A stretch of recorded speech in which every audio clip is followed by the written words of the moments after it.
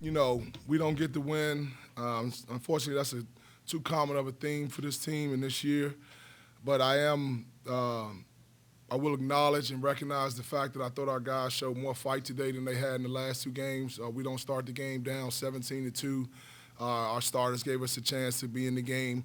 Thought they competed on the defensive end. We couldn't really score the ball in the first half, but I believe it gets down to what we call the fourth war around the 8-minute mark, where it's 14-14, right? Typical UVA game, low scoring. And then they go on a 22-3 run. And our inability to score affects us on the defensive end, and we can't get stops. And that's too deep of a hole for us to dig ourselves out of completely. I thought in the second half we gave ourselves a chance with some pretty good defensive possessions there. The little run and jump was pretty good. I thought, again, spotty, not consistent enough. Really good teams that are going to win games and give themselves an opportunity to compete for a tournament championship, an NCAA tournament win, and move forward from there. Our teams that are going to be consistent on both ends of the floor, they're going to get stops, they're going to be connected every possession. Offensively, they're going to get the ball in the paint, they're going to run their stuff, and they're going to get quality shots. And at times we did that. We get 44 points in the second half against a really good UVA defense.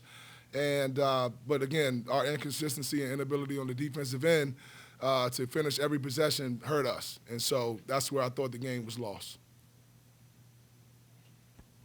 Mike, again, Sid, with a pretty huge game in particular in the second half. Mm-hmm. Anything different in what you guys were doing with him in the second half? And what can you say about just sort of the consistency he's had in scoring the last week or so? Yeah, I mean, we want to play through Sid. I think that Sid is now giving us a guy. I wish he came in at 258. We could have been going to him day one. But credit to him for getting a lot better throughout the season. And, we kind of have revamped the offense to play around him, to get him the ball inside. UVA is a big post-trap team, and I saw them literally, Coach Bennett had to call it off a couple times because Sid did an admirable job taking care of the ball. He gets 3 assists. He does get 3 turnovers, but he's scoring the ball around the basket. He's a high percentage guy on the block, in particular the right block, but he did a good job on the left block as well. So it's good to see him offensively playing the way that he did. He gets 6 offensive rebounds. That's phenomenal. Where Sid has to help us, and this has kept him off the floor in the past, is on the defensive end. And he knows that, and our coaching staff has to continue to help him understand. I think he exerts, like so many young players, so much energy on the offensive end that he doesn't leave enough to defend. And he's got to find a way to find that balance.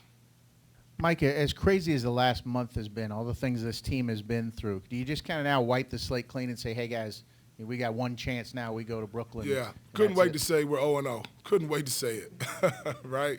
Which we are and everybody else is. And, one day at a time, it looks like the odds are we'll play a team that we beat on Tuesday, whether it be Boston College or Georgia Tech or Pitt or NC State. We beat all of those teams at least once. So hopefully that emboldens us and gives us a boost, understanding that it is a brand new season. We're getting away up to Brooklyn. Everybody's excited about tournament time. We get an opportunity to go win a ball game on Tuesday against a good team, but a team that we, again, most likely have beaten. And we'll see what happens from there. Coach, Malik Williams coming off being suspended last game, played 34 minutes today, played heavy minutes today. Mm-hmm. What did you think about how he bounced back, and what did you think about his performance today? Yeah, I thought he was solid. I thought that he did some really good things out there. Obviously, being an experienced guy, he adds an element that some other guys just can't bring, in particular on the defensive end, where his best basketball is usually played. Hopefully we can get the same energy and commitment and investment and all of the good stuff that comes right in here tomorrow and Tuesday. I believe that he's a kid that wants to go up here and, like everybody else, win a game on Tuesday and go one day at a time. And if Malik is truly committed to that, which I pray and hope that he is, I think that he is, then he'll help us by being on the floor. He's a guy who's been out there before. But we all, not just him, but we all as a program, as in particular our young men, we got to do the right things. We have to communicate with each other the right way. We have to respect one another. We have to be about the right things the next 2 days. We have to refamiliarize ourselves with whoever we play tomorrow to be more of a mental day. And then we'll get after each other a little bit on Monday, and then we'll get on that bus and we'll get up to Brooklyn and see what happens. As an interim, how conscious are you of trying to keep the guys together for the next coach and keep them invested in the program? Tricky question. Honestly, Tim, I don't. I'm just worried about the now. I obviously care about the program. Louisville has been great to me, the city, the university. Josh Hurd is a phenomenal AD. I hope they don't get that one wrong. I hope they retain Josh Hurd. I'm not concerned about myself in any of this. I really believe that promotion comes from God, and I'm a good guy, and I'm invested in what I'm doing, and I'll land on my feet somewhere. I want what's best for these kids, whether that's here or elsewhere. I want what's best for them. But right now, I just want to be totally consumed with Brooklyn, and whatever happens after that happens, and I hope that people make the right decisions, and anybody that's here wants to be here, and they invest with everything that they have, because that's certainly what I plan on doing wherever I am. Mike, how difficult is it to go into a tournament? I know you're going to take it one game at a time in a tournament, but you'd have to win 5 games to do what you want to do. Yep. And you guys from one day to the next have just not been a very reliable team. I'm excited about it. I mean, the last tournament we were in, we won. You know, and here's the thing. You get to go to Brooklyn. You get to compete in the ACC tournament. You kidding me? Like, I'm excited. I'm looking forward to it. I want to find out who we play like right now.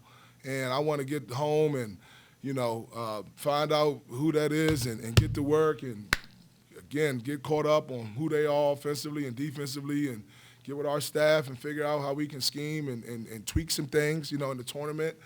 Coaches usually game plan a little differently, and they throw some wrinkles at you that you haven't seen, so I'm excited about that. Hey, again, man, like, I'm living the dream. I'm living a dream. It's a rough dream. Sometimes it's a nightmare, right? But it's still something I never expected, man, to be here, and I'm going to get every minute out of it, every single minute. Will you hit that tonight? Like, will you be video tonight once you know, the second you know, or will you dive right in? I'll get a meal, have a bourbon and a cigar, and then I'll get right on that laptop. Mike, you only had 17 in the first half. You only had 43 the last game, and you got 44 in the second half. Mm-hmm. What did you guys do in the second half, and what from that do you want to see continue as you go to Brooklyn? I thought we moved the ball pretty well. We executed some of our sets. Again, UVA is a really tough team, in particular their ball screen defense. They do a good job of hedging hard, but I thought that our guards made some plays, got the ball to the short roll. We threw the ball inside the SID. We executed a couple set plays that we recently put in, and thought we did some good things. When we did get stops, we were able to run a little bit. We missed a couple transition threes. We could have easily had over 50 points. We had some really good looks that didn't go in. Hopefully those go in Brooklyn. You elaborate a little bit on what you've changed to try to go through Sydney more? Honestly, just a few set plays, trying to get him the ball in his sweet spot on the baseline or on the block. Right block is where he's best because he gets to get to his left hand, but he can be really effective on the left block as well, going to the baseline. He's a tough cover. He's a strong kid. And when you want to wrestle with him, it's probably not the best idea. When you trap him, he's also shown that he can pass the ball. So he's a tough cover. And when he gets on the offensive glass the way he did, it's good stuff. Good things happen for us. Coach, I know you mentioned, maybe not the best efforts the last couple times out, but you like the fight today. One of the things about this team, it seems like the spirit has been there all year, even though, with all the losses, only having just a 1 win down this last stretch. Can you just talk about the character of the team as a whole? It just seems like their spirits have stayed up and they've continued to give that full-out effort. Yeah, I mean, I'm proud of the kids for that, because it has wavered the last couple of days. But right after the transition, I mean, for this team to compete the way that we did against Duke and Carolina twice, in fact, and, a lot of close games with the exception of the last 2 in the Syracuse game. And I think that does say a lot about, our kids and their character. And I want that to be a constant every single day. That is wavered. Everybody, when you go through something like this, it's easy for doubt to set in. It's easy for your confidence to drop. It's easy to point the finger at the guy next to you.